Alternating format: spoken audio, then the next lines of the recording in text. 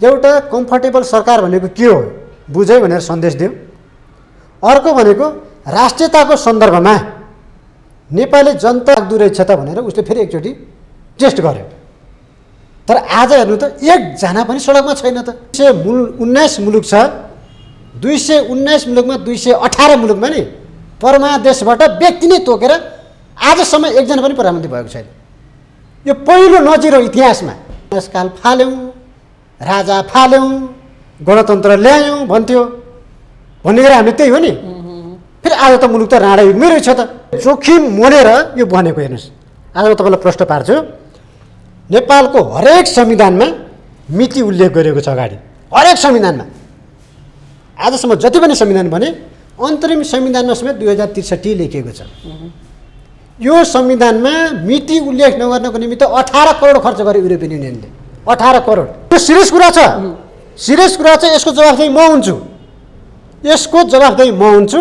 यो संविधानमा तपाईँको मिति नलेख्नको लागि 18 करोड खर्च गर्यो युरोपियन युनियनले। आफ्नो कार्यकर्ताहरूलाई काँडाले कोर्दाखेरि रत्नपालको रेलिङ भात्नेहरू, बानेश्वरमा टायर जलाउनेहरू, लिपुलेकको पीडाले किन छोएन, कञ्चनपुरको पीडाले किन छोएन? श्रीमानकै अगाडि श्रीमतीलाई बलात्कार गरेर मारेर रुखमा झुन्ड्याइन्छ अनि लास लिन बोलाइन्छ। भूमा भण्डारीलाई त्यही हो कञ्चनपुरको। नागरिकता र सीमा विज्ञ हेमन्त सेडाई हामीसँग हुनुहुन्छ। पछिल्लो केही महत्त्वपूर्ण सवालहरूमा केन्द्रित गरेर कुराकानी गर्नेछौँ। स्वागत छ यहाँलाई।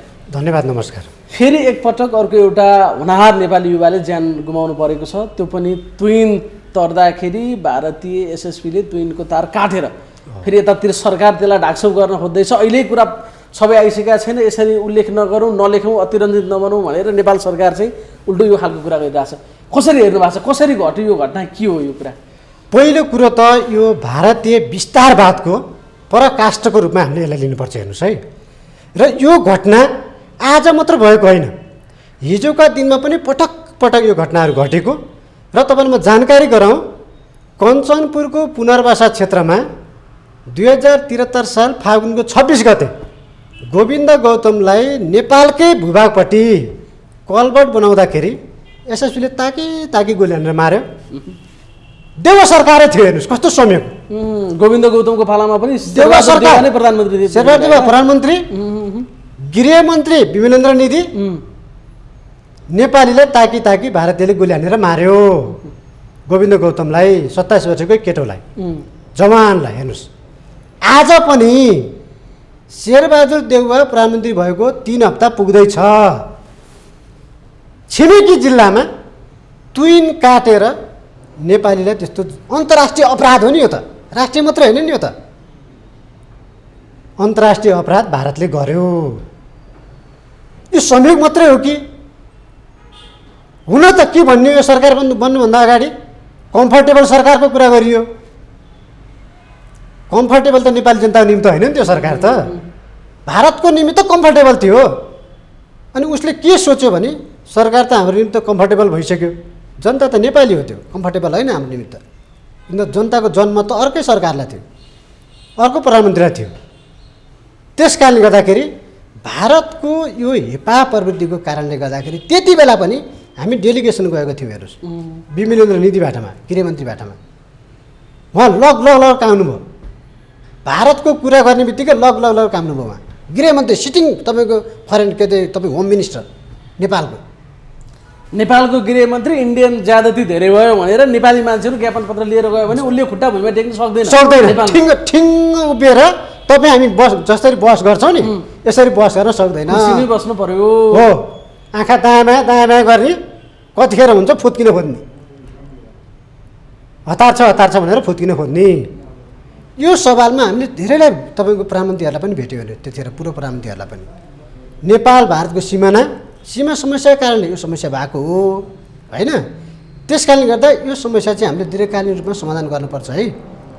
पटक युवालाई यसरी भारतले मार्ने जुन प्रवृत्ति छ यसको अन्त्य हुनुपर्छ भनेर हामीले भन्यौँ। घटना फेरि त्यो र आजको मात्रै होइन, जयसिंह धामी जो अस्ति मारिनु भयो, तुइनमा चढेर पारी तपाईँको खोला पारी जाँदाखेरि महाकाली त नेपालको हो नि, दार्चुला जिल्लाभित्रको हो नि त, त्यो त दार्चुला भनेको त पारी हो नि, भारततिर हो नि। दार्चुला जिल्लाभित्रै आफ्नै जिल्लाको भूभागबाट आफ्नै जिल्लाको भूभागमा जाँदाखेरि भारतीयले एउटा नेपाली नौजवानलाई त्यसरी निर्मम हत्या गरे हेर्नुहोस्। त्यो त हत्या हो नि। तुइन 100 ब्लेड लाएर तुइन काटेर मार्यो। सरकार त हामीले छानबिन गर्दैछौँ, अध्ययन गर्दैछौँ, सत्य तथ्य पत्ता लगाउँदैछौँ, टोली भर्खर पठाएका छौँ, यसरी मार्यो भनेर आरोप नलगाउँ न। बेपत्ता मात्र भएका छन्, त्यो पनि एसएसबीले हो कि होइन पत्तै लागेको छैन, हामीले अनुसन्धानै पुरा गरेका छैनौँ, तपाईँहरू यस्तो कुरा गर्दै नि भनेर हामीलाई त समाचारै सम्प्रेषण नगर्नु भन्यो। हिजो गृह मन्त्रालयको विज्ञप्ति हेर्नु भएन तपाईँले? सबैसँग यही कुरा गर्नु पनि डराइ गर्नुपर्ने सबै तथ्य आइसक्यो, फोटो तस्बिरहरू सबै आइसकेका छैन? त्यो त प्रत्यक्षदर्शीले बोलेको भिडियो आइसक्यो, भिडियो आइसक्यो, 100 ब्लेड लिएर काट्न बसेको फोटो आइसक्यो एसएसबीले। अनि अझै पनि मैले भने नि त्यो लग कामेको प्रवृत्ति कि हिजोको प्रवृत्ति जुन थियो नि त्यही प्रवृत्ति दोहोरियो कि आज पनि। फेरि आज को हुनुहुन्छ? प्रधानमन्त्री शेरबहादुर देउवा विभिन्न इन्डिया भ्रमण गरेर भर्खर तपाईँको इन्डियामै हुनुहुन्छ कि अहिलेसम्म पनि। त्यतिखेरको गृहमन्त्रीको हैसियतले हेर्नुहोस् त्यतिखेर। अब आज पनि गृहमन्त्री को छ? नेपाली काङ्ग्रेसकै छ। अवस्था यस्तो भयावह छ। त्यो मात्रै होइन, हेर्नुहोस् मसँग तथ्य तपाईँ डाटै छ। त्यति मात्रै होइन, कञ्चनपुरमा 2073 साल फागुन 26 गते गोविन्द गौतमलाई मारिहाल्यो होइन। 10 गजाभन्दा 50 मिटर ओर कलबट बनाउँदाखेरि ताकी गोली हानेर मार्यो। चिरञ्जीवी चापागाई भन्ने उहाँलाई बन्दुकको नालले थिचेर देब्रे हात, त्यो उपचार गर्दा उपचार लागेन, काटेर फाल्नु पर्ने स्थिति आयो। 6 महिना टिचिङ हस्पिटल बस्नुभयो उहाँ।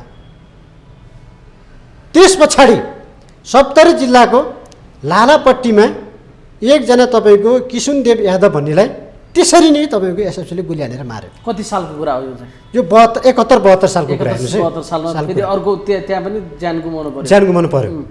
त्यस पछाडि 2072 मङ्सिर 9 गते सुनसरी जिल्लामा हरिपट्टी भन्ने ठाउँमा स्थानीय युवाहरू सुखराम यादव, नरेश यादव, मनोज यादव र सरोज यादवलाई गोली हालेर घाइते बनायो। त्यो पनि एसएसबीले नै भारतीय एसएसबीले नै सीमा विवादको कारणले गर्दाखेरि।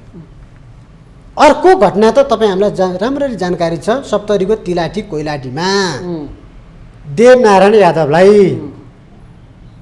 भारतले 71 बाँध बान्यो, नेपाल जलमग्न भयो, डुब्यो। त्यो बाँध खोल्न जाँदाखेरि त्यहाँ स्थानीयहरूलाई सबैलाई भारतीयले पिट्यो। त्यसमध्ये गम्भीर तपाईँको चोट चाहिँ देवनारायण यादवलाई लाग्यो। नेपाल सरकारले तपाईँको त्यतिखेरको परराष्ट्र मन्त्रालयले विज्ञप्ति जारी गरेर यी 3-4वटै घटनामा भारत सरकारले जिम्मेवारी लिन पनि आग्रह गर्न सकेन, घटनाको क्षतिपूर्तिको माग गर्न पनि सकेन। त्यति हुतिहारा सरकार नेपालको छ। त्यही भएर त उसले कम्फर्टेबल व्यक्तिलाई खोज्यो नि। सुन्नु न, लिपिलेक लिम्पिया धुराको नक्सा त्यो भूभाग समाजतिर हामीले नक्सा जारी गऱ्यौँ। हजुर। त्यो प्राप्त हुन्छ हुँदैन कति वर्ष लाग्छ त्यो आफ्नो पाटो छ। तपाईँले अहिले सन्दर्भमा हेर्दाखेरि एउटा सरकार विस्थापित भएको छ, फेरि हामीले त्यसलाई ब्याकग्राउन्डमा राख्दाखेरि त्यही सरकार जसले लिम्पिया धुराको नक्सा जारी गरेको, चाहे त्यो बाध्यताले हो चाहे सरकारकै इनिसिएसनमा हो, त्यो एउटा पृष्ठभूमिमा त छ। अनि प्रचण्डले कम्फर्टेबल सरकार खोज्नु, देउवा प्रधानमन्त्री बन्नु, त्यसको 2 हप्ता नपुग्दै एउटा नेपाली युवा इन्डियन एसएसबीको ज्यादतीका कारणले मर्नुका बिचमा संयोग मात्र हो कि यी सबै कुरालाई हामीले निरपेक्ष राखेर हेर्न मिल्दैन? होइन, अब यो हेर्नुहोस् है, संयोगको मात्रमा हेर्नु मिल्दैन। हेर्नुहोस् है यसलाई, किन भन्दा हिजो केपी शर्मा ओलीले चुच्चे नक्सा त जारी गर्नुभयो नि, ऐतिहासिक काम थियो नि। त्यस पछाडि पृथकतावादी तपाईँको आन्दोलनमा लागेको सिके राउतहरूलाई राष्ट्रिय राजनीतिमा ल्याउनु भयो। र ठुलो काम थियो नि, राष्ट्रियताको सवालमा, राष्ट्रिय स्वाधीनताको सवालमा होइन, तपाईँको स्थिरताको सवालमा त काम गरेको नि उहाँले। तर त्यो कर्मलाई यहाँका राजनीतिक दलका नेताहरूले अथवा भारतसँग जो कम्फर्टेबल हुन चाहन्थ्यो तिनीहरूले त रुचाएनन्। नरुचाइसके पछाडि जनताको जनादेशलाई होइन कि परमादेशलाई हामीले मानिदिनु पर्ने स्थिति आयो। जनताले चाहेको त जनादेश थियो, 5 वर्षको सरकार थियो, तर कतातिर गयो मुलुक? परमादेशको युगमा प्रवेश गर्यो मुलुक। हामीले हिजो के भन्थ्यौँ? राणाकाल फाल्यौँ, राजा फाल्यौँ, गणतन्त्र ल्यायौँ भन्थ्यो। भन्ने गरी हामीले त्यही हो नि। फेरि आज त मुलुक त राणा युगमै रहेछ त। मुलुक त राणाकालमा प्रवेश गर्यो त अब त। चोलेन्द्र शमशेर राणा मात्र भएका कारणले कि ठाडो हुकुमी शासनमा आउनुपर्ने भयो अदालतको परमादेशले, त्यस कारणले पनि राणा शासन जस्तो झल्को देखियो होइन दुवैतिरबाट हेर्दाखेरि चोलेन्द्र शमशेर राणा पनि त्यही फ्यामिलीकै देखियो। व्यवहार पनि हेर्नु न, मैले व्यवहारको कुरा गरेँ। व्यवहारमा पनि राणै पारा छ, हुकुमै छैन त। 219 मुलुक छ, 219 मुलुकमा 218 मुलुकमा नि परमादेशबाट व्यक्ति नै तोकेर आजसम्म एकजना पनि प्रधानमन्त्री भएको छैन। यो पहिलो नजिर हो इतिहासमा, विश्वको इतिहासमा पहिलो नजिर। परमादेशबाट प्रधानमन्त्री, परमादेशबाट व्यक्ति तोकेर प्रधानमन्त्री, अदालतले राजनीतिक निर्णय गरेको पहिलो इतिहास। त्यही भएर मैले के भनेको भने हामी गणतन्त्रमा छैनौँ, यो भ्रम रहेछ।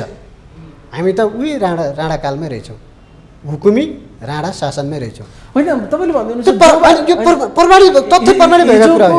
जयसिंह धामीको मृत्यु या हत्या भनौँ अब यसलाई, त्यो प्रकरण र शेरबहादुर देउवा प्रधानमन्त्री हुनुको बिचमा पनि सम्बन्ध छ। अनि हिजो पनि उहाँ प्रधानमन्त्री हुँदाखेरि यस्तै घटना हुने। हेर्नुहोस् है, आज पनि 3.5 वर्षमा केपी शर्मा ओली तपाईँको प्रधानमन्त्री हुँदाखेरि यस्ता केही घटना देखियो? कहीँ देखिएन त। सीमा विवाद देखियो, भारतले राजनीतिक नक्सामा उसको हाम्रो लिपुलेक लिम्पियाद्वारा कारापन क्षेत्र राख्यो, हामीले पनि राख्यौँ।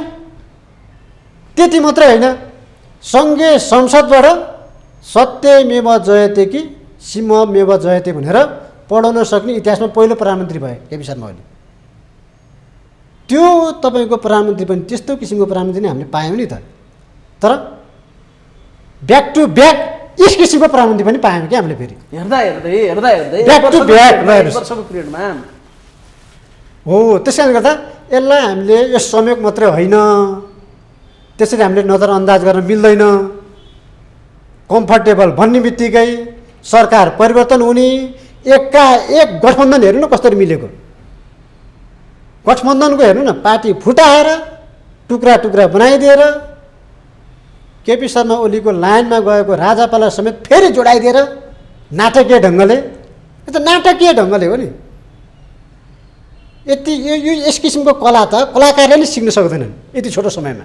त्यति ठुलो राजनीतिक कला देखा पऱ्यो यहाँनिर होइन, त्यति ठुलो राजनीतिक कला मात्र इन्जेक्टेड कला भन्नु न। तपाईँले यसो भन्दै हुनुहुन्छ कि त्यही सत्यमेव जयते कि सिंहमेव जयते भनेकै कारणले केपी ओलीको सरकार विस्थापित गरेर शेरबहादुर देउवालाई परमादेशबाट प्रधानमन्त्री बनाएर तुन काटेर जयसिंह धामीलाई मार्यो इन्डियाले, तपाईँले यहाँसम्म भन्न खोजे हो? यसमा हेर्नुहोस् है, इन्डियाको मात्रै छैन, यहाँ त्रिपक्षीय मिलन भएको छ। हेर्नुहोस्, यहाँ यो सरकार ढाल्नु पछाडि त्रिपक्षीय तपाईँको मिलन भएको छ। भारतको इन्ट्रेस्ट के थियो भने त्रिपक्षीय इन्ट्रेस्ट चाहिँ तपाईँको मिल्यो क्या त्यतिखेर। भारतको इन्ट्रेस्ट नागरिकता विधेयक मार्फत 72 लाख भारतीयलाई अब थप्ने 72 लाख। हेर्नुहोस् है, भारतीयलाई नागरिकता दिलाउने नयाँ 72 लाख। हिजो 48 लाखलाई त दियो, अब 72 लाखलाई नागरिकता दिने। त्यस पछाडि भारतीयहरू बहुमतमा हुन्छ। अहिले जन्मसङ्ग्रह कुरा आएको छ नि, भित्री खेलियो।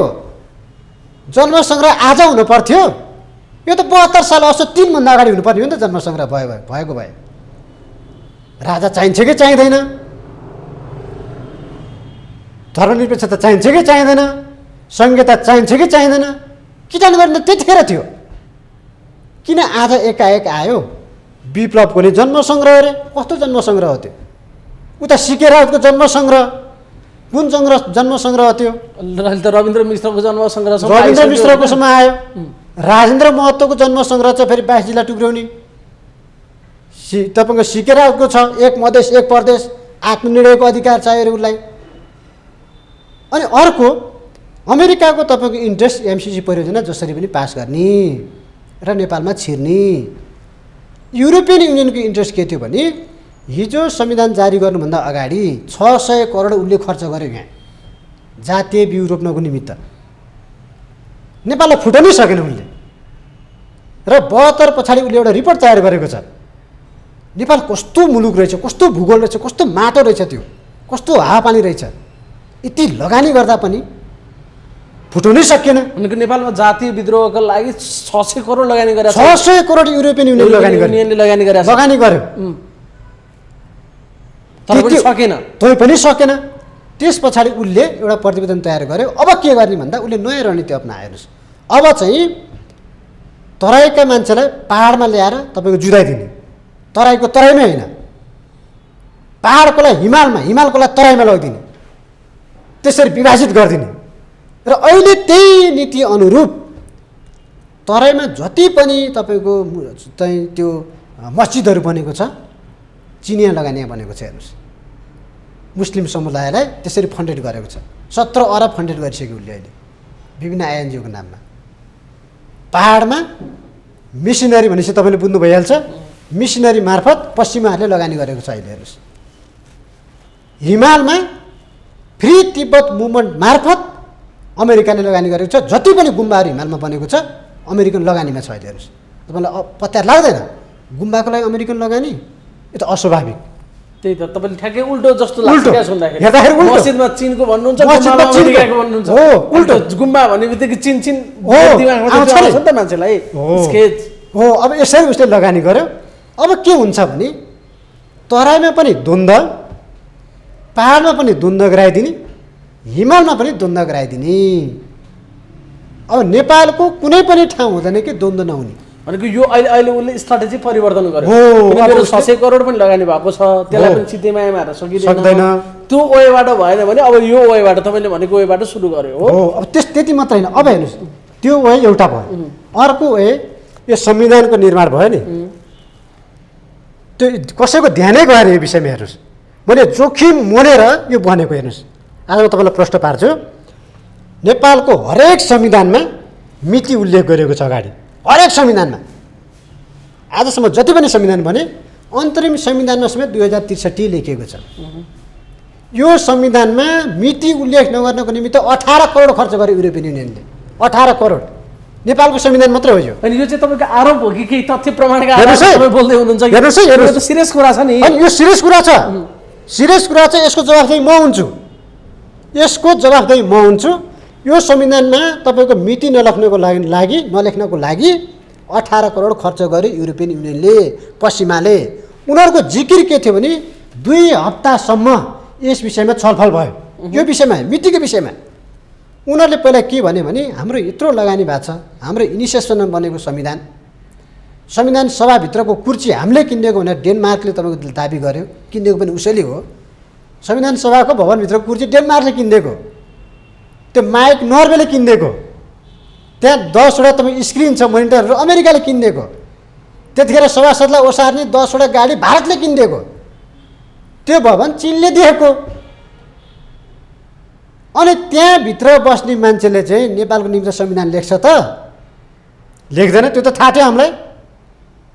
मिति बिनाको संविधान छैन हाम्रो, त्यस पछाडि के भयो भनेर। हो, त्यस पछाडि के छलफल भयो भन्दा यो मितिमा सन् 2015 लेख्नुपर्छ भन्ने भयो। यहाँ नेपालको संविधान सन् 2015 तत्कालीन सभामुख र त्यो समितिले यो कुरा मान्नु भएन।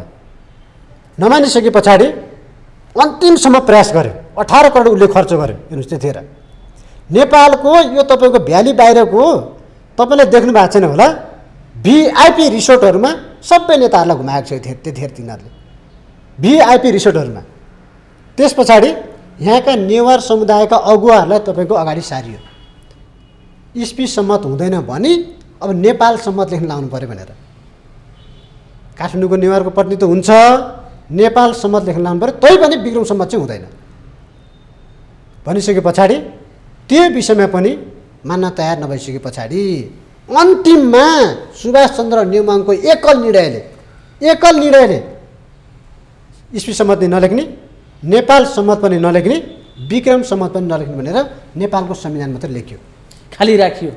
अहिलेसम्म जारी भएका कुनै पनि संविधानहरूमा मिति तोकिएको छ, जुनसुकै संविधानहरू 2063 मिति छ, लेखेको छ हैन? सबै ठाउँ मिति के छ। हुन्छ यसको अर्थ चाहिँ के हो, हुन्छ? जस्तो त्यही अहिले त आदि अनादि चल्ने हो नि त त्यसमा हो। संविधान। यसको अर्थ के हुन्छ भने यो संविधानले च्यात्नु पर्यो भन्ने माग उठेको छ नि, यसको गर्भधानै, यसको नामाकरणै चाहिँ तपाईँको उपयुक्त भएन क्या, नामाकरणै भएन, यसको गर्भधानै सुइटेबल भएन क्या, यसको निवारण गर्ने बाहुनै तपाईँको ठिक परेन यो संविधानको। र आज चाहिँ यसरी तपाईँको खेलेर संविधानको तपाईँको एउटा चाहिँ मितिमै कहिले जन्म भयो, जन्म नै किटान भएन कि यो त। पहिलो गाताको पहिलो पानादेखि नै खेलिएको छ भित्र हो। यस्ता अनगिन्ती कुरा अनगिन्ती खेलिएको छ। जन्म नै किटान भएन के यो, गर्भधान भयो तर जन्मिएको कहिले भन्ने नै थाहा भएन। तपाईँ हामी जन्मिसके पछाडि त तपाईँहरूलाई हामीलाई थाहा भए पनि नागरिकतामा जन्ममिति त लेखिन्छ नि, थाहा त हुन्छ यति गते हो भनेर, त प्रमाणित गर्नको निमित्त त्यसको जन्ममिति त चाहिन्छ नि। यही खेलियो के, विदेशी शक्तिले यही खेल्यो पहिलोचोटि, यही प्रहार भयो। संविधानको पहिलो खुड्किलोमै प्रहार भयो, पहिलो स्टेपमै प्रहार भयो। अनि हामी भन्छौँ संविधान तपाईँको चाहिँ नेपालीको निमित्त उपयुक्त भएन, संशोधन गर्न पर्यो भन्छौँ। पहिलो खुड्किलोमै प्रहार छ। जबकि हजुर अब यसमा त धेरै कुराहरू गर्न सकिन्छ। खालि अहिले यो जयसिंह प्रकरणलाई हेर्दाखेरि हामीले त नयाँ सरकार बन्यो, अघिल्लो सरकारले नक्सासम्म जारी गर्यो, नयाँ सरकारले भूमि नै फिर्ता ल्याउँछ कि भन्ने अपेक्षा गरिरहँदाखेरि एउटा युवा मर्दाखेरि किन मारिस भन्न सकेन क्या सरकारले अहिले यहाँ? हो, विज्ञप्ति जारी गर्न सकेन। त्यति मात्र होइन, विज्ञप्ति जारी गरेर परराष्ट्र मन्त्रालय अन्तर्गत भारतीय परराष्ट्र मन्त्रालयलाई जानकारी गराउनु पर्ने थियो तुरुन्त घटनाको क्षतिपूर्ति र जिम्मेवारीको निमित्त। त्यति बेला पनि तपाईँको गोविन्द गौतम मारिँदा पनि भारतले जिम्मेवारी लिएन, क्षतिपूर्ति पनि दिएन। गृह मन्त्रालयले 10 लाखको क्षतिपूर्ति दियो 3 महिना पछाडि। आरोप लगाउन सकेन किन मारेको नेपालीलाई तिमीले भनेर त्यस पछाडि पनि सोध्न सकेन। म भन्छु त्यस पछाडि विमलेन्द्र निधि सहित शेरबहादुर देउवाको भारत भ्रमण भयो। उहाँले साइड लाइन वार्ता भन्ने हुन्छ नि, साइड लाइन वार्तामा चाहिँ त्यहाँका गृहमन्त्रीसँग यो कुरा राख्नु भएछ। हप्काएर पठाए पछाडि त्यो कुरा निकाल्नु भएन, उहाँले हप्काएर पठाएर उहाँले त्यतिखेर यस्ता विषयमा कुरै ननिकाल्नु भनेर। यो त इस्यु नै होइन अरे। ल हेर्नुहोस्, त्यसो भन्यो नेपालको मान्छेलाई मार्नु कुनै इस्यु नै होइन, नन इस्यु भनिदिन्छ होइन। एउटा मानव हो नि। भारतको प्रवृत्ति यस्तो छ र यो फेरि उसले गरेको होइन। त हामी त के गर्छौँ भने हस्तक्षेप आयात गर्छौँ नि त। हामी त हस्तक्षेप आयात गरेर सरकार निर्माण गर्ने कम्फर्टेबल, अनि यो सरकारले चाहिँ अनि जनताको निम्ति काम गर्छ र भने त्यसपछि यो सरकार बोल्ला, इन्डियालाई जवाफ माग्ला या दबाब दिला भनेर हामीले अपेक्षा गर्नु नै गलत हो होइन। त्यो गर्दैन यो सरकार, गर्ने गरी बनाइएकै होइन। यो त नेपालको निमित्त काम गर्ने गरी बनाइएकै होइन। तपाईँले चुच्चे नक्साको कुरा गर्नुभयो, नक्सा त हामीले प्राप्त गऱ्यौँ, इतिहासमा त मेटिन सक्दैन। अब जसले मेटाउन खोज्छ त्यसलाई त नेपाली जनताले बाँकी राख्दैनन् होइन।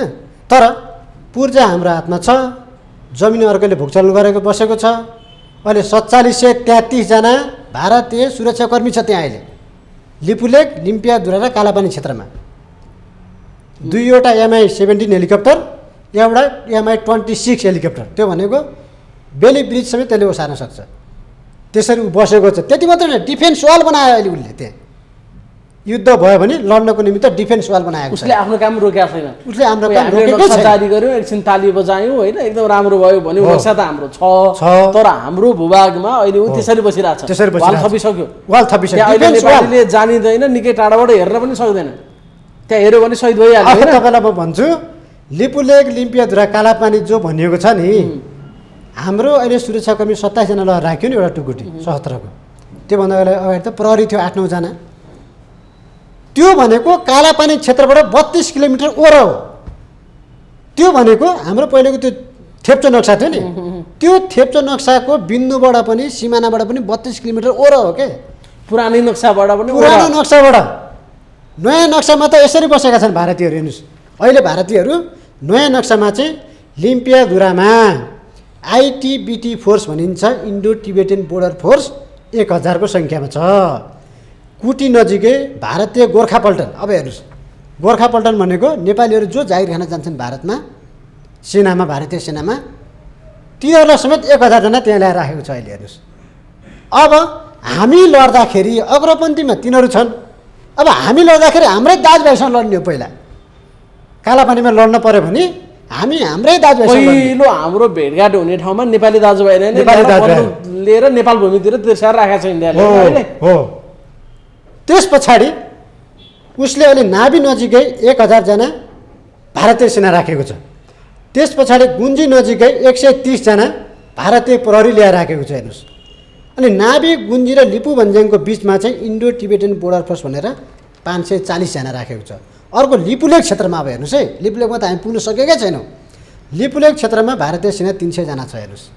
अनि कालापानी क्षेत्रमा जो हाम्रो 27जना छ, त्यो क्षेत्रमा उसले एसएसबी फोर्स 203जना र तपाईँको 560जना चाहिँ प्रहरी ल्याएर राखेको छ हेर्नुहोस्। हाम्रो कति छ? 27जना छ। 27जना छ, त्यो पनि 32 किलोमिटर ओरै, त्यो पनि पुरानो नक्सा अनुसारको। त्यहाँबाट उतातिर त उनीहरूको कति हो, कति फौज, कति अत्याधुनिक 47-33 जना, 4 किसिमका फेरि अत्याधुनिक हतियार सहित हो। अनि हामी फेरि एकदम राष्ट्रवादी भनेर यहाँ गराइरहेछौँ हो। हामी भूमि फिर्ता भइसक्यो भनेका छौँ। तर यो के हुन्छ भने भूमिको तपाईँको समस्या समाधान, सिमानाको समस्या समाधान फेरि स्टेप बाई स्टेप हुने कुरा है। फेरि अन्तर्राष्ट्रिय अभ्यासमा पनि त्यो छ। भनेको केपी ओलीको पालामा नक्सा जारी गरियो। अब शेरबहादुर देउवाले त कमसेकम त्यो जमिन त फिर्ता ल्याउनु पऱ्यो नि, प्रयास त गर्नु पऱ्यो नि। अब यो घटनाले के देखायो भने अब त्यो जमिन फिर्ता हुने होइन कि नक्सा पो मेटिने हो कि चुच्चो मेटिने हो कि भन्ने पो डर भयो कि अब त। अब भारतको भ्रमण हुँदाखेरि न चुच्चो मेटाएर पो आउने हो कि भन्दा उहाँले त हिजो पनि दिल्लीमै गएर महाकाली सन्धि गरे हो र त्यो महाकाली सन्धि गरे बापत उहाँले एउटा अन्तर्वार्तामा छाती फुलाउनु भएको छ। यसरी गौरवको काम गरी मैले छाती फुलाउनु भएको छ। त्यस्तो व्यक्ति फेरि भारतको भ्रमण पहिलो भ्रमण हुँदैछ। अहिले त्यसो भए यो प्रकरण जे छ युवाको मृत्यु, त्यहाँ चाहिँ के एउटा सन्देश दिन खोज्यो इन्डियाले? नेपालको एउटा युवालाई बलि दियो नेपाल सरकारले होइन त भनेको के सन्देश दिन खोज्यो? हेर त्यसले लागि हामी फेरि पनि दादागिरी हो, हाम्रो अनुकूलको सरकार छ अहिले, मान्छे मारे पनि केही हुँदैन, यहाँ तिमीहरू जमिनको कुरै नगर भन्न खोज्यो अहिले। हाम्रो अनुकूलको सरकार टेस्ट गर्यो हाम्रो राष्ट्रियतालाई फेरि एकचोटि होइन। त्यो दुईवटा कुरा हुनसक्छ हेर्नुहोस् है। एउटा कम्फर्टेबल सरकार भनेको के हो बुझ्यो भनेर सन्देश दियो। अर्को भनेको राष्ट्रियताको सन्दर्भमा नेपाली जनता रहेछ त भनेर उसले फेरि एकचोटि टेस्ट गर्यो। तर आज हेर्नु त एकजना पनि सडकमा छैन त। किन सडकमा भएन? एउटा नेपाली जवान तपाईँको मर्दाखेरि मारिँदाखेरि भन्दा उनी कुनै पनि पार्टीको सदस्य भएनन् कि अथवा सदस्यता पो खोजी हुँदैछ कि कुन पार्टीको भनेर त्यस पछाडि पो आन्दोलन गर्ने पो हो कि? उसले एउटै तीरले दुईवटा शिकार गर्न खोज्यो होइन त। एउटा तिमीहरूको राष्ट्रियता के रहेछ त अहिले नेपालीहरूको भनेर छाम्यो। अर्को चाहिँ कम्फर्टेबल सरकार कस्तो हुन्छ हेर भनेर देखायो होइन हो। 3 हप्तामा हेर भनेर उसले देखाइदियो। कम्फर्टेबल सरकारको फेरि खुट्टा भुइँमा छैन अहिले देखेर फेरि हो। त्यो त मैले भनिहालेँ पहिल्यैदेखि, पहिला पनि यस्तै थियो। खोइ त बोलेका राजनीतिक दलहरू बोल्न सकेनन्, खोइ नागरिक अभियन्ताहरू नै कहाँ गए, खोइ अरू मान्छेहरू भने हो। अब हेर्नुहोस्, हिजो आफ्नो कार्यकर्ताहरूलाई काँडाले कोर्दाखेरि रत्नपालको रेलिङ भात्नेहरू, बालेश्वरमा टायर जलाउनेहरू, लिपुलेकको पीडाले किन छोएन? कञ्चनपुरको पीडाले किन छोएन? दार्चुलाको पीडाले किन छोएन? किन छुँदैन रहेछ? के हो राष्ट्रियता? त्यही भएर त्यो मौसमी राष्ट्रवाद रहेछ क्या। आफूलाई अवसर पर्दाखेरि राष्ट्रियताको गाना पनि गाइहाल्ने, तर खाना नाना छाना पारीबाट आइसके पछाडि कम्फर्टेबल हुने हिसाबले बनाइदिइसके पछाडि अब यो सरकारले त गाना उसकै गाउने हो, जनताको गाउँदैन। यो चाहिँ स्पष्ट हुनुहोस्। एउटा युवा जो वैदेशिक रोजगारीका लागि जानको लागि घरबाट काठमाडौँतर्फको यात्रा गर्दै गर्दाखेरि तुइनमा झुन्डिएर आउनुपर्ने, त्यो पनि इन्डियन एसएसबीले तुइनै काटिदिने ल हेर्नुहोस् नदीमा पर्नु, यो भनेको भयङ्कर कुरा त अरू त हुँदैन नि त। कति अमानवीय कुरा छ होइन? यो सम्झिने हो भने संवेदनालाई हेर्ने हो भने यो त अन्तर्राष्ट्रिय इस्यु बन्छ। कुनै पनि मुलुकमा यस्तो, अरू मुलुकमा यस्तो भएको भए त्यो त एक्सनमा गइहाल्थ्यो नि। तर यहाँ के भएको छ भने सशस्त्र प्रहरी भनेको त सीमा सुरक्षाको लागि राखिएको हो नि। सशस्त्र प्रहरी आज के काम गर्छ भन्नु त? नेताको अगाडि पछाडि अगुवा पछुवा भएर स्कटिङ गर्ने होइन? हामीले देखेको 45,000 सशस्त्र प्रहरी सीमा सुरक्षाको लागि निर्माण गरिएको। आज 15,000 छ सिमानामा। त्यही पनि भारतीयहरू थाई क्याम्प बनाएर बस्छन्, नेपालीहरू अस्थायी क्याम्प हुन्छ। उनीहरू 130 जना 135 जना बस्छन्, नेपालीहरू 5 जना 3 जना बस्छन्। यस्तै कुरा नेपालले इन्डियाको कसैको लागि गरेको थियो उनीहरूले के भइसक्थ्यो हो। इन्डियन मिडियाले कस्ता कुरा प्रसारण गरिरहेको हुन्थ्यो यतिखेर अरूले के गरिरहेको हुन्थ्यो होला माहौल कहाँ पुग्थ्यो? नेपालको प्रधानमन्त्रीले अघि नै राजीनामा दिइसक्नु पर्ने स्थिति हुन्थ्यो होला त्यति मात्र होइन, सिधाइसक्थ्यो होला भारतका मिडियाहरूले यसलाई तपाईँको बुसको आगो सरी तपाईँको संसारभर ब्रोडकास्ट गर्थे। तर यहाँका मिडियाहरूलाई तपाईँले भन्नुभयो समाचार छाप्न नै दिएन। तर यहाँका बिग मिडिया हाउसले त समाचार छाप्न दिए नि छाप्दैनन् नि यस्ता इस्युमा। बिग मिडिया हाउसहरूले एउटा कुखुराको चल्लो मरे बराबर पनि छैन है छैन छैन ज्यानको छैन महत्त्व। एउटा कुखुरोको चल्लो मर्यादा पनि भएन। हेर्नुहोस् मान्छेको जीवन त्यहाँमाथि अरूको देशको प्रहरीले हो, ल हेर्नुहोस् हत्या गरिरहेछ हत्या गरिरहेको हातमा त्यो लिएर बसेको फोटो सार्वजनिक सार्वजनिक भएको छ। प्रत्यक्षदर्शीले बोलेको भिडियो सार्वजनिक भएको छ। तर नेपाल सरकार किन यस्तो समाचार लेखेको भनेर हामीलाई थर्काइरहेछ। ल हेर्नुहोस् तुरुन्त छानबिन टोली गठन गर्नु पर्दैन, ध्यानाकर्षण गराउनु पर्दैन। सरकार छ भने, सरकार थियो भने त्यो हुन्थ्यो, नेपाली जनताको निमित्त थियो भने त्यो हुन्थ्यो नि। सरकार त अझ यो विषय तर निर्माणको त गर्व नै कम्फर्टेबल छ त, कसरी गरोस् उसले जनताको निमित्त? सरकार त यो विषय तात्ला अप्ठ्यारो पार्लान् आन्दोलन गर्लान् भनेर उल्टो क्या हो दबाउन खोजिरहेको छ, दबाउन खोजिरहेको छ सरकार। अझै यो कुरा डिसमिस होस् भन्ने चाहन्छ सरकार होइन, त्यो गर्न चाहन्छ सरकार। कम्फर्टेबलका लागि 2-4 जना नेपाली जनताको बलि दिनु उसलाई आपत्ति छैन। आपत्ति भयो, आपत्ति भयो। व्यवहारले त्यस्तो देखियो हो, आपत्ति भएन। हेर्नुहोस् त्यस्तो देखियो। अब हेर्नुहोस् तीन मात्रै होइन, अहिले मैले यो तपाईँको 12-13 वर्ष लगाएर एउटा रिपोर्ट तयार गरेको थिएँ। हेर्नुहोस् सिमानाको सबै अध्ययन गरेर, सिमानाको सबै अध्ययन गरेर तयार गरिसके पछाडि अध्ययन गर्ने क्रममा हेर्नुहोस् है 2 जना मात्रै होइन, यहाँ त धेरै नेपाली नागरिकले तपाईँको ज्यान गुमाउनु परेको छ सीमा विवादकै कारणले गर्दाखेरि। एसएसबीले ताकी गोली हालेर मारेका र कतिपयलाई त अपहरण गरेर महिलालाई बलात्कार गरेर आँपको रूपमा झुन्याएर तपाईँ राखिदिएको त्यो अवस्था छ नेपालको। हेर्नुहोस् म तपाईँलाई नामै पढेर सुनाउँछु। तपाईँको रामानन्द चमार, रामदुलारी चमार, यो सुस्ता आन्दोलन पछाडि गयो। हेर्नुहोस् है 46 साल पछाडिका घटनाहरू। हर्कबहादुर शाही, खड्ग शाही, वासुदेव शाह, सुखिला विक, नन्सरा विक, भूमा भण्डारी, टीकाराम पुन, जमुना देवी राणा, परवादेवी राजवंशी र गोविन्द गौतम। अस्ति 73 सालको कुरा गरिहालेँ। परवादेवी राजवंशीलाई त श्रीमानकै अगाडि झापाको हुने नि, मैले श्रीमानलाई भेटेर नि आएँ। झापा तपाईँको उहाँको श्रीमानकै अगाडि उहाँलाई तपाईँको बलात्कार गरियो, अपहरण गरेर लगियो, बलात्कार गरियो। त्यस पछाडि मारेर रुखमा झुन्ड्याइयो। हेर्नुहोस् पछाडि लास लिनको निमित्त चाहिँ घरमै आएर बोलाएर लास लिनको निम्ति बोलायो एसएसबीले पारेको। त्यो हदसम्म ज्यादा त्यो हदसम्म ज्यादा श्रीमानकै अगाडि श्रीमतीलाई बलात्कार गरेर मारेर रुखमा झुन्ड्याइन्छ अनि लास लिन बोलाइन्छ। भूमा भण्डारीलाई पनि त्यही हो, कञ्चनपुरको उहाँलाई त्यही गरियो, बलात्कार गरियो, मारियो, रुखमा झुन्ड्याइयो, फेरि लास लिन बोलाइयो। यस्ता किसिमका घटनाहरू हाम्रो सामु नजिरको रूपमा स्थापित छन्। हेर्नुहोस् तर आजसम्म पनि सीमा समस्या समाधान गर्नको निमित्त, भारतसँगको हाम्रो समस्या समाधान गर्नको निमित्त कुनै पनि कूटनीतिक पहल हुन सकेन क्या। कूटनीतिक पहल अलिक दह्रो खुट्टा गरेर गरेको भए यो समस्या आउँथेन। हेर्नुहोस् अनि कसैले के भन्यो भने त्यसले गर्न खोज्यो भने त त्यो सरकारै रहँदैन त, रहँदैन। हो त्यही भएर कुर्सीसँग त सबै कुरा साट्न तयार हुँदो रहेछ। हो त्यो देखियो के भयो भने सत्तासँग स्वाधीनता साट्न तयार हुने लेन्डुपेहरूको जन्म जहिलेसम्म भइरहन्छ यो घटना जो दोहोरिरहन्छ, यो घटनाको निराकरण हुँदैन।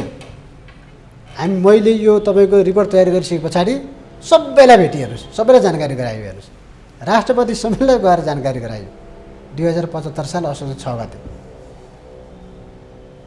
उहाँ पनि गम्भीर हुनुहुन्छ एकछिन त कुरा सुन्दाखेरि धनै आँसु नै झार्ने। हेर्नुहोस् त्यहाँबाट निस्किसके बोली नै बन्द हुने, बोली नै नफुट्ने। हेर्नुहोस् त्यो भावुक भयो जस्तो देखिने क्या।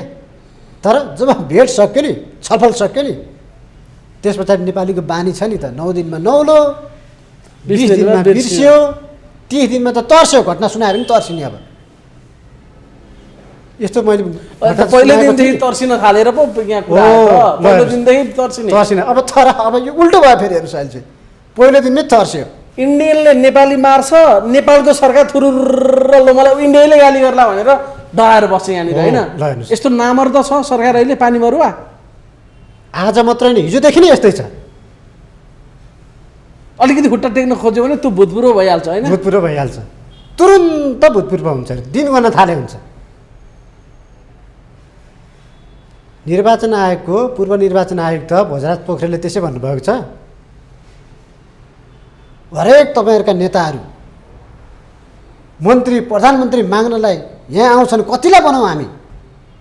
लैनचौरको जवाब के, राजदूतको जवाब, कतिलाई बनाउँ? दूतावासमा मन्त्री र प्रधानमन्त्री जान मान्छे माग्न जाने नेतो नेपालको मन्त्री प्रधानमन्त्री छ, अनि त्यसले केही बोल्छ भनेर भन्ने त हामी बेकुफ नि। हामी बेकुफ के, हामी बेकुफ नि। प्रचण्डले त ठिकै भनेर रहेछन् के, कम्फर्टेबल भनेर। अहिले देखियो होइन कम्फर्टेबल कस्तो हुन्छ भन्ने कुरा? हिजोदेखि नै देखियो, ल देखियो। 10 वर्षमा नि देखिएकै हो। लखनऊमा 5 स्टार शैलीमा राखे होइन, न पछिल्लो कम्फर्टेबलको त सुरु भयो भर्खर, अनि पछिल्लो एकजना मान्छे मरे भर्खर हो। अब के हुने हो देख्न बाँकी छ अझै होइन। त्यो कम्फर्टेबल सिजन 1 थियो, यो कम्फर्टेबल सिजन 2 सुरुवात भयो। अब सिजन 3 अर्को आउला फेरि योभन्दा बढी कम्फर्टेबल कस्तो? अहिले त इन्डियाले कास्टिङ मात्र देखाएर कास्टिङ मात्र देखाएको छ यो त। हेर्दै गर भाइ, यो कम्फर्टेबल हुने के हुन्छ फुल सिरिज हेरेर बाँकी नै त्यसरी देखाएको छ, त्यसरी देखाएको छ। अब अर्को कुरा म तपाईँलाई भन्छु, एउटा अब अर्को संविधानभित्रको अन्तर्य कुरा, यहाँ नागरिकताको कुरा छ तपाईँको धारा 11 मा। यो नागरिकताको धारा 11 को कुरा 2063 साल पछाडि जब भारतीयहरूलाई अन्तरिम संविधान जारी हुनुभन्दा अगाडि नागरिकता बाँड्यो नि, अन्तर्राष्ट्रिय अभ्यास सिडिओ कार्यालयमा गएर नागरिकता लिने हो, तर घर घरमा गएर नागरिकता बाँडियो। अभ्यास विपरीत, नागरिकतालाई अधिकारको चिजलाई आन्दोलनको चिज बनाइयो क्या। नागरिकता त अधिकारको चिज हो नि, तपाईँ हाम्रो अधिकारको चिज हो नागरिकता भनेको। तपाईँ र म बालिग भए पछाडि आवश्यक कागजात लिएर गएपछि नागरिकता दिइहाल्छ नि सिडिओले, तर यहाँ आन्दोलनको विषय बनाइयो। नागरिकता पाएन भन्ने एउटा आन्दोलनको सिर्जना गराइयो, विदेशीलाई नागरिकता दियो। त्यस पछाडि धारा 11 लखनऊमा लेखियो, 2 जना प्रतिनिधि नेपालबाट गए, हिन्दी भाषामा लेखियो पहिला, त्यसपछि इङ्ग्लिसमा ट्रान्सलेट गरे उनीहरूले, नेपालीमा ट्रान्सलेट गरेर नेपालमा पठाए 2 जना पात्र। ती 2 पात्रलाई भारतले त्यस पछाडि 2 जनालाई गृहमन्त्रीले बनाइदियो, तपाईँलाई अब नाम झल्झली आयो होला, 1 जनालाई त परराष्ट्र मन्त्री पनि बनाइदियो, गृह प्लस परराष्ट्र मन्त्री पनि बनाइदियो। त्यसरी गएर उनीहरूले 2 हप्ता सहजीकरण गर्थे भारतमा गएर नागरिकताको इस्यु लेख्नलाई। अनि हामी के भन्छौँ, यो नागरिकता विधेयक भएन भन्छौँ। अब लेखिदिएकै पारिबाट छ, विधेयकै इन्जेक्टेड छ, हिजो रोप्दामै पिसादी परेको छ, बिउ नै गतिलो छैन। अनि कहाँ तपाईँको हामीले भनेअनुसार अर्ग्यानिक आउँछ त? बिउ विषादी खोज्ने, ठिमा खोज्ने, अनि फल अर्ग्यानिक खोज्ने, विषादी रहित खोज्ने, त्यो पाइन्छ कहिले? त्यसो कसरी यो सीमा समस्या अब सधैँभरि कतिजना नेपालीले आफ्नो ज्यानको आहुति दिए पछाडि मिल्ने त यो कुरा? यत्रो चरम उत्कर्षमा पोरपरा त राष्ट्रियताको बहस आन्दोलन त गयो, फेरि उसले त्यही पारामा त कहिले सुध्रिँदैन कि एकचोटि भिड्नै पर्ने हो? उपाय छ। अब तपाईँले भिन्न पर्ने कुरा निकाल्नुभयो। नेपालका एकजना ठुलो विश्लेषकले एकपटक भन्नुभएको थियो एउटा टेलिभिजन अन्तर्वार्तामा, दिनेश राज सत्याल, सौरभ भनेर चिनिन्छ उहाँलाई, यो कालापानीको इस्यु आएपछि उहाँले भन्नुभएको थियो, बरु 2-4 हजार नेपाली मरौँला, भारतसँग एकपल्ट भिन्नै पर्छ भनेर उहाँले बोल्नुभयो। त्यसको ठिक 1 वर्ष पछाडि, 1 वर्ष 3-4 दिन पछाडि उहाँले के भन्नुभयो भने, भारतले कहिले फिर्ता नगर्ने असहमति 3 भन्ने पुस्तकमा लेख्नुभएको छ उहाँले। कहिले फिर्ता नगर्ने लिपुलेक, लिम्पियाधुरा, कालापानी क्षेत्र र सुस्ता समेत हेर्नुहोस् है, सुस्ता समेत थपिदिने रे अब उहाँले। ठुलो विश्लेषकले के फोरकास्ट गर्न सक्ने विश्लेषक हुन चिनिन्छ नि त यहाँ त। नेपालको राजनीतिको भविष्यवाणी गर्न सक्ने विश्लेषकले भनेको बरु फुलबारीसम्मको, बङ्गलादेशको फुलबारीसम्मको बन्दरगाह हामीले मागौँ, बाटो मागौँ, सुस्ता र लिपुलेक, लिम्पियाधुरा, कालापानी क्षेत्र भारतलाई दिउँ भनेर बोल्नुभयो राष्ट्रिय टेलिभिजनमा। अब राष्ट्रियताको व्यापार भनेको के हो? अब योभन्दा बढी बुझ्नु पर्ने भयो हामीले के रहेछ? के त भिड्ने कुरा पनि होइन तपाईँले भने होइन हो। अब के गर्नु पर्यो भने हामीले एउटा सुझाव छ। पहिलो कुरो, नेपाल र भारतको सिमाना जम्मा 1880 किलोमिटर छ। भारतले आजसम्म सीमा मिचेको 72 ठाउँमा, सीमा विवाद भएको 72 ठाउँमा हो। भारतसँग सीमा जोडेको 27 जिल्ला, नवलपरासी टुक्रिसके पछाडि 24 जिल्लामा समस्या छ। त्यसमध्ये 1880 किलोमिटर मध्ये 1300 किलोमिटरमा मात्रै तपाईँको जमिन छ हेर्नुहोस्, बाँकी खोला नालाहरू छ। 1 नम्बर 10 रक्जा क्लियर गरौँ, जङ्गबहादुरले गाडिदिएको जङ्ग पिलर किटाणुहरू कहाँ कहाँ थियो भनेर कस्तो वैज्ञानिक ढङ्गले गाडिएको थियो जङ्ग पिलर भने त्यति बेला पनि त्यो 10 फिट तल त्यहाँ कोइला राखिएको छ अनि धानको भुस राखिएको छ जबकि धानको भुस र कोइला भनेको त्यो 100 वर्षसम्म पनि कुहिँदैन छेउछेउमा सबै कोइला बिचमा धानको भुस राखिएको छ र त्यस पछाडि जङ्ग पिलर माथि गाडिएको छ हेर्नुहोस् 10 गजा क्लियर गरौँ 1880 किलोमिटर पहिलो त्यस पछाडि सीमा नियमन र व्यवस्थापन गरौँ तारबार ल्याइदिउँ पुरै समाप्त भयो त 1300 किलोमिटर तारबार ल्याइ पुग्छ भनेको हामीले हाम्रो क्षेत्रमा तारबार लगाइदिने होइन किनभने भारत के भन्छ भने पटक पटक उसलाई समस्या हुने पाकिस्तानमा तारबार लगाएको छ डबल तारबार लगाएको छ हेर्नुहोस् फलामे बार पनि छ त्यो यताबाट वारीबाट पारी नदेखिने फलामे बार समेत लगाएको छ हेर्नुहोस् बङ्गलादेशतिर त्यस्तै छ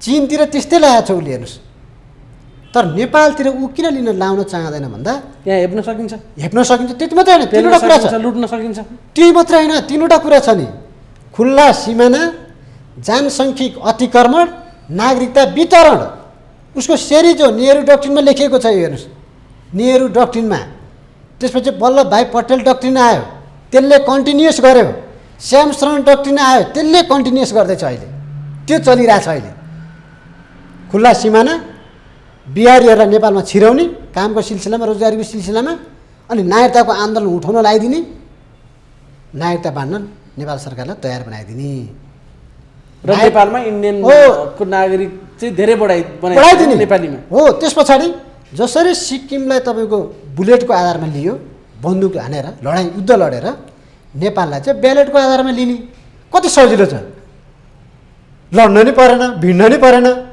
विधिवत रूपमा तपाईँको जन्म सङ्ग्रह गराइदिने यो जन्म सङ्ग्रहको जुन कुरा आइरहेको छ नि अहिले हो यो जन्म सङ्ग्रहले कतै त्यता पो ओरिएन्टेड गर्दैछ कि अब नागरिकता बाँड्ने कुरो आयो नागरिकता विधेयकको कुरा आयो यो सरकारमा राजेन्द्र महतोहरूलाई घुसाइदियो विशेष मतको निमित्त देउवाले नागरिकता विधेयक पास गर्छन् त्यसो भयो भने 72 लाख भारतीयले नागरिकता पाउँछ अनि पो जन्म सङ्ग्रहको निमित्त ब्युरोपियो गोगी रविन्द्र मिश्र मार्फत अब सङ्ख्या यहाँ भयो क्या किन भन्दा नेपालमा दुईवटा र डेन्जर छ नि एउटा रविन्द्र मिश्रको र अर्को राजेन्द्र महतोको र एउटा पश्चिमा र दक्षिणा र डेन्जर हो दुईवटा र डबल र फेरि अहिले दुईवटा र स्क्वायरै चम्क्या छ र स्क्वायर हेर्नुहोस् है चम्केको बेला हेर्नुहोस् है एउटा पश्चिमा र एउटा दक्षिणा र यो कोरोना भाइरसभन्दा डेन्जर हो यो हेर्नुहोस् हेर्दाखेरि गुलियो लाग्छ भित्र तपाईँको पोइजन छ पोइजन खाँदाखेरि त स्वाद आउँछ त्यसले तपाईँ हामीलाई नै नष्ट गर्छ धेरै ठुलो डिजाइन अन्तर्गत यी चिजहरू भइरहेको छ सामान्य तरिकाले लिन हुँदैन हैन त तपाईँले भने त्यो घाँटी सुकाएर हरेक मिडियामा बोल्नुपर्ने कारणै यही हो जानेर बुझेर अध्ययन गरेर रिपोर्ट हेरेर तथ्याङ्क बुझेर यो बोल्नु पऱ्यो कि हेर्नुहोस् हुन्छ महत्त्वपूर्ण समय दिनुभयो यहाँलाई धेरै धेरै धन्यवाद छ धन्यवाद नमस्कार